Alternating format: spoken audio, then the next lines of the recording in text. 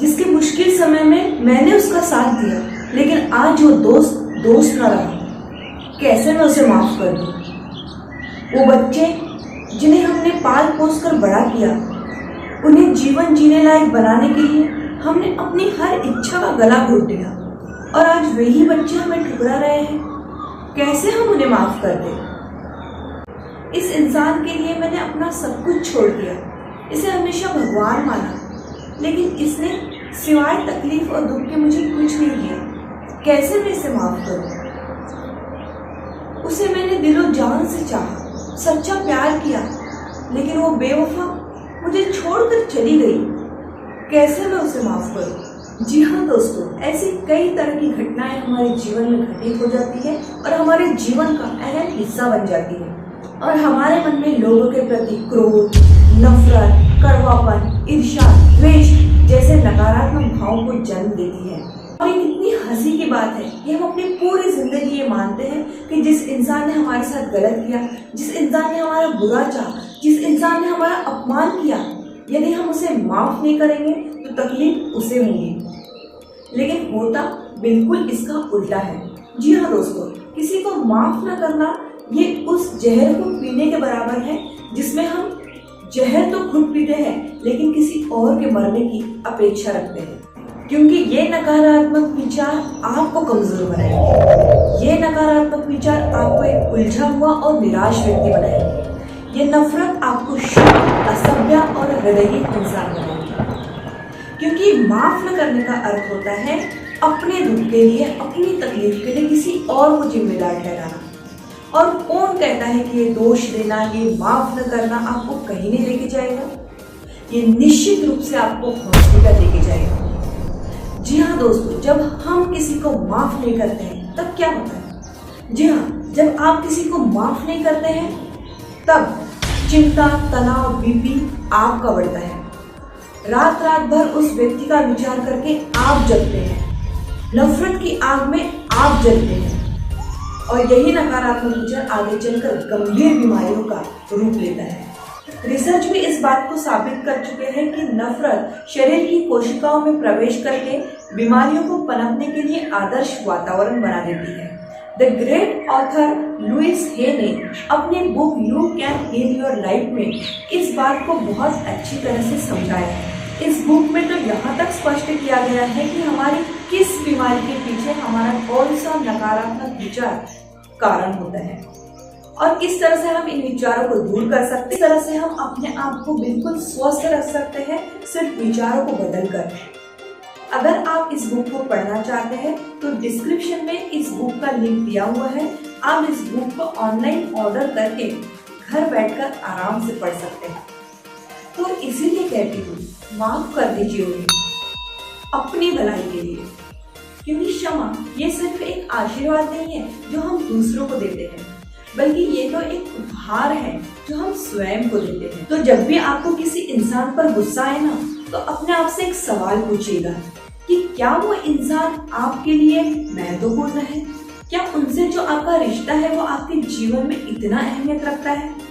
यदि आपका जवाब ना है तो भूल जाइए उस इंसान।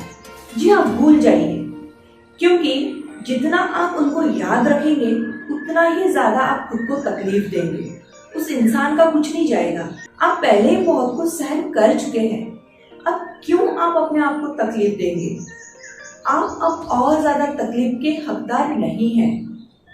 इसलिए उस इंसान को भूल जाइए, क्योंकि वो इंसान इतना महत्वपूर्ण नहीं है कि आप अपने जीवन के अन्य महत्वपूर्ण उद्देश्य पर ध्यान देने की बजाय उस इंसान पर ध्यान देंगे। जी नहीं, बिल्कुल नहीं। वो इंसान इस लायक नहीं है कि आप उसके लिए अपना समय और अपनी शक्ति बर्बाद करें। और यदि आपका जवाब हाँ है, मतलब वो इंसान आपके लिए महत्वपूर्ण है, उनसे जो आपका रिश्ता है वो आपके जीवन में बहुत अहमियत रखता है, आप उनसे रिश्ता बनाए रखना चाहते हैं, तो फिर उन्हें माफ कर दीजिए। क्योंकि हो सकता है कि आज उस इंसान ने आपका दिल दुखाया हो सकता है कि उन्होंने आज आपका साथ न दिया हो सकता है कि आज उन्होंने आपकी कीमत न जानी हो। लेकिन जरा अतीत के उन पन्नों को पलटकर उन पलों को याद कीजिए जब किसी इंसान ने आपकी मुश्किल घड़ी में आपका साथ दिया था। इसी इंसान इंसान ने आप पर भरोसा किया था, आपकी मदद की थी। याद कीजिए उन पलों को जब इस इंसान ने आपका हौसला बढ़ाया था, आपकी सराहना की थी, आपकी खुशियों का ध्यान रखा था। जरूर ऐसे पल आपने उनके साथ अपने अतीत में बिताए हैं, तभी तो वो आपके लिए इतने महत्वपूर्ण हैं। तो माफ कर दीजिए उन्हें और जिंदगी में आगे बढ़िए। हो सकता है कि उस इंसान को अपनी गलती का एहसास ही ना हो सकता है उन्होंने आपसे माफी ना मांगी हो सकता है कि वो इंसान माफी के लायक भी ना हो, लेकिन फिर भी उन्हें माफ कर दीजिए। इसीलिए नहीं कि कभी तो उन्होंने आपके साथ अच्छा व्यवहार किया था, बल्कि इसलिए क्योंकि आप एक अच्छे इंसान हैं और आपको एक बेहतर जिंदगी जीने का पूरा अधिकार है।